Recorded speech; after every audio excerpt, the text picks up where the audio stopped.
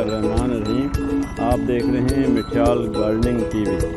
तो ये ज़मीन की तैयारी गंदम के लिए कैसी होनी चाहिए वो आपको दिखाई जा रही है। देखें आप ज़मीन, आखिरी जो 2 हल हैं वो काफ़ी आपने गहरे, ये देख लें, देखें अभी और भी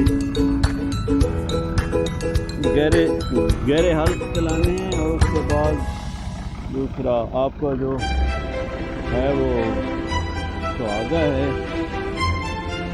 मेड़ा जो है वो भारी होना चाहिए। तो आखिरी 2 हल काफ़ी गहरे चलाने, फिर फसल का रिजल्ट इंशाल्लाह आपको दिखाएंगे। तो उम्मीद है आप अमल करेंगे और आपकी फसल अच्छी होगी। अस्सलाम वालेकुम।